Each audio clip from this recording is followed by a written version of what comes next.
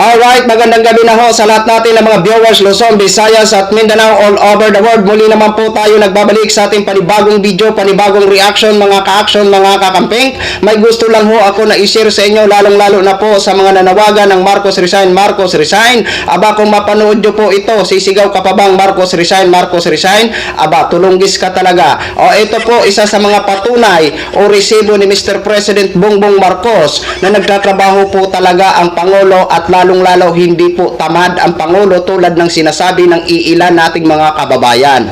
Ako po bilang isang kakamping, kahit hindi ko man binoto si Mr. President Bongbong Marcos, pero suportado ko po ang Pangulo dahil nakikita ko naman po ang maganda niyang mga programa na kung saan nakikinabang po tayong mga kababayan. Kahit hindi man po ako makaabil sa mga programang ito, pero masaya po ako na nakikita ang bakas ng tuwa at ngiti ng ating mga kababayan na nakakaabil ng mga programa ni Mr. President Bongbong Marcos.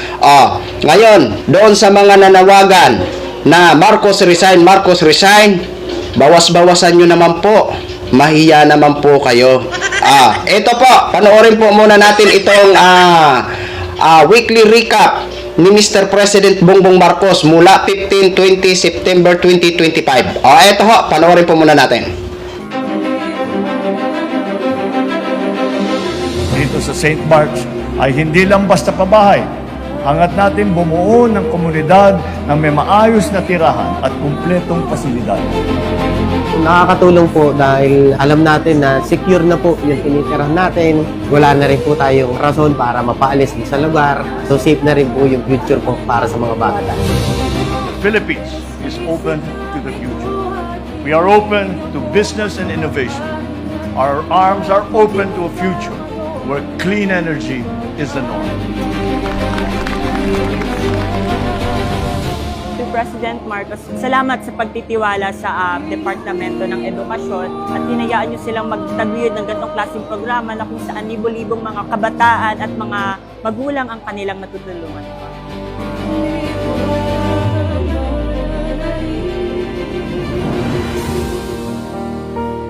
Puro mahihirap yung tinutulungan doon eh.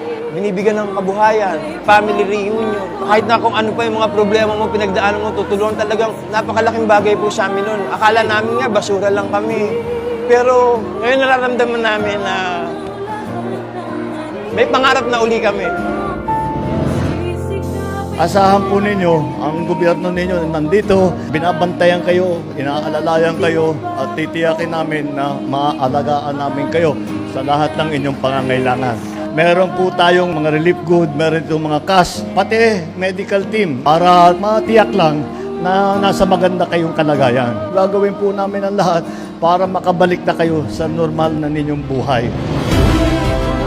Maraming salamat po sa tulong po. Maraming salamat. Maraming salamat po sa biyayang binibigay niya, lalo na sa mga magsasaka.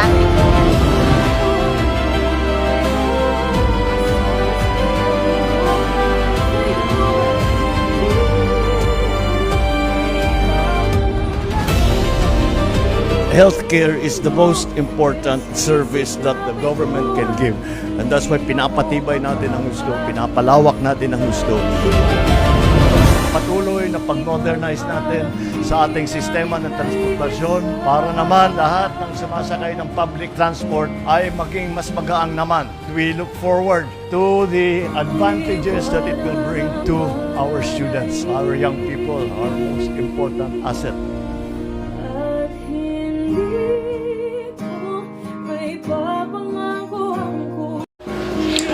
Ayun na ho mga ka-action, mga kakamping ko, napanood na po natin. Di ba napakaganda? Napakasarap sa pakiramdam na makikita natin ang bilang ama ng bansa natin na nagtatrabaho. Walang ibang iniisip kung hindi ang kapakanan ng ating mga kababayan. Di ba? Yan pa ba ang sinasabi nyong Marcos Resign, Marcos Resign? Di ba? Sinong papalit?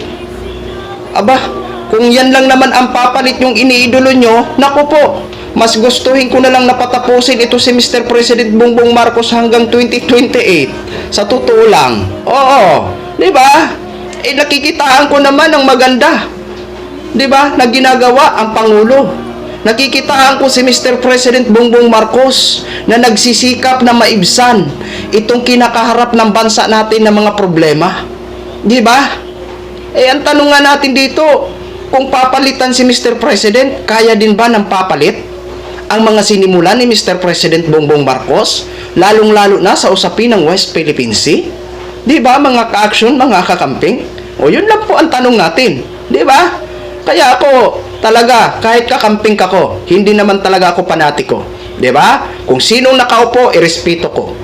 'Di ba? Binoto ko man o sa hindi, irerespetuhin ko. Ano man ang ginagawa niya na magaganda na mga programa na nakakatulong sa ating mga kababayan, suportahan ko at pasalamatan ko bilang isang Pilipino. Dahil bayan ang pinaglalaban ko, hindi ang isang tao. Yan lang po mga ka-action, mga kakampeng. Maraming salamat po sa ating mga viewers Luzon, Visayas at Mindanao all over the world. Ako po ang inyong lingkod, si The Action Man.